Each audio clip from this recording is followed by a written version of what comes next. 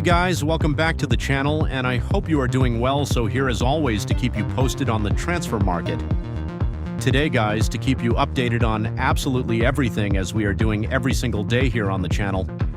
Don't forget it's almost 1 week, 10 days, 8 days, I don't know, to go to the end of the summer transfer window.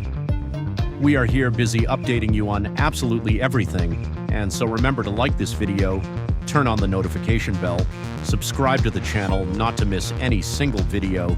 Plenty of news from all over Europe. Miguel de Gregorio, Italian goalkeeper from Juventus to Bournemouth, for example. It's a deal advancing on loan with an option to buy, and there's plenty of stories from all the countries. So stay absolutely tuned. I was also reporting something on Christopher Kungu. Watch out for Christopher Kungu because the French striker is going to leave Simulan. The French striker is going to try a new chapter in his career. And according to my information, there is interest from Newcastle, from Leipzig. So there is movement around the player, one to watch definitely in the next days. But we want to talk about Liverpool, guys. We have to talk about Liverpool. Let me restart this conversation by picking up what I said already a few weeks ago. I keep telling you for Liverpool, 2 wingers. One is Bradley Barcola because they want him. They're going for him and they're going all in. Second is one more player they want to add to the squad.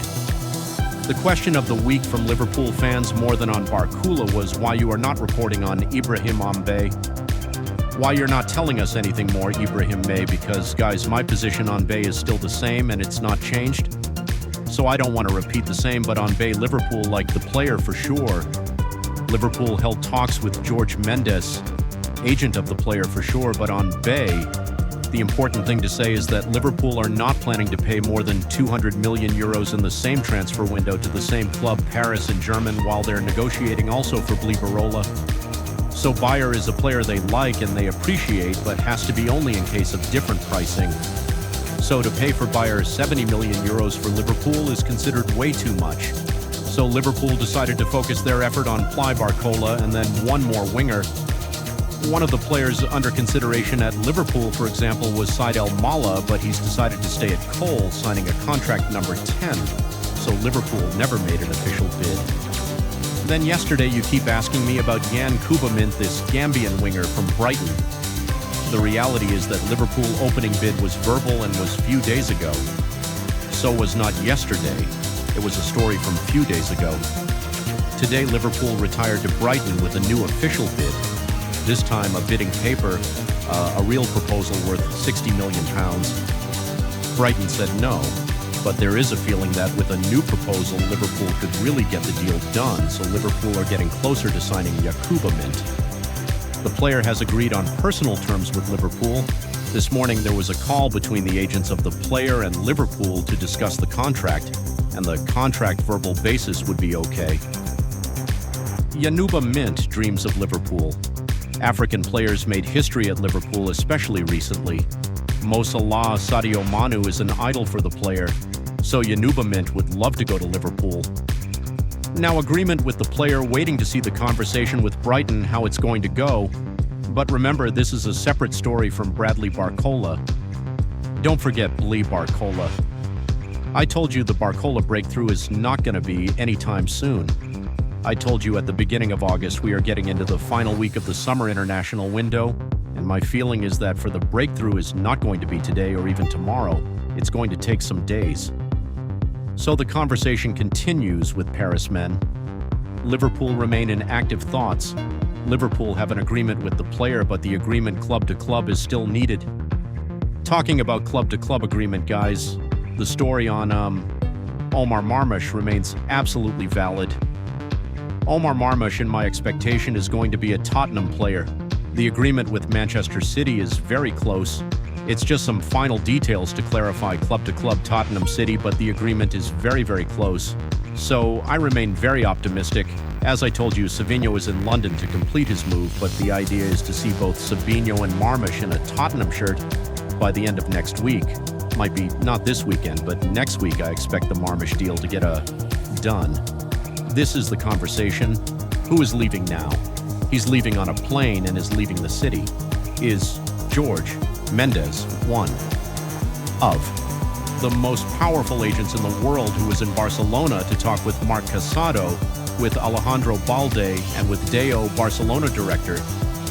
The conversation took place for Jorge Mendes to assess the future of his clients. For Mercado, there are several possibilities. He's going to leave Barcelona, and he's not currently is going to be Al Hilal.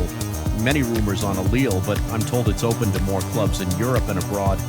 So Kazad is definitely going to leave Barcelona. For Alejandro, Balde is more a kind of 50-50 situation, because on one side, in case of good proposal, Balde could still leave Barcelona. On the other side, what I can tell you is that, for example, the player is not pushing to go.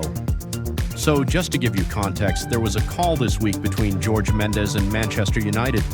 United are looking for a left back, and United were asking for the conditions of the deal. Mendes was considering this possibility, but the player is not pushing to go, and it's not about rejecting the player. Alejandro Balde is very happy in Barcelona and would love to compete for his spot at Barcelona. So the only way to see Balde leaving Barca from now to the end of the season is if it's Barca telling Balde, okay, we need to sell you, we want to sell you.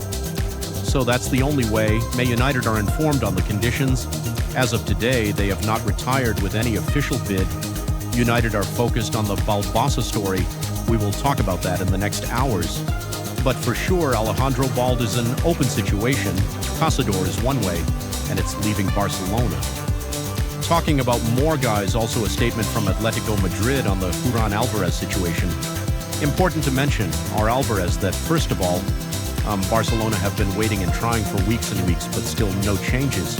Arsenal yesterday, Minteh, director of Atletico Madrid, had a contact with Arsenal, and Arsenal wanted to be informed on the Cabra situation cost of the deal player situation. So Arsenal were taking informations, but my understanding is on this that first of all, the price was considered too high by Arsenal. So the moment Arsenal believed that the eventual money that would take to sign Álvarez would be too much as of today. And then the player side, the player till today, never opened doors to any other club, especially to English clubs, but to any other club. That is not Barcelona. So in the player's mind, there has always been only Barcelona. Now, we have to see. There is still 1 week to go, so let's see if Arsenal at some point will find open doors. But the statement from tonight is coming directly from the CEO of Atletico Madrid, Miguel Angel, and he says we need Julián Álvarez. We need Julián Álvarez to be competitive. We know he's a top professional. We need Julián to be in the best European teams. And so he says we absolutely will take care of Julián Álvarez and he will stay with us. So the message from Atletico is still the same. They don't want to sell the player, so Arsenal are informed on the conditions, but also don't forget the player side, which is a big part of this story as well. So for sure, several things to follow. For sure, very interesting to follow all these kind of stories, because also this Julián mix of things is going to be interesting to follow.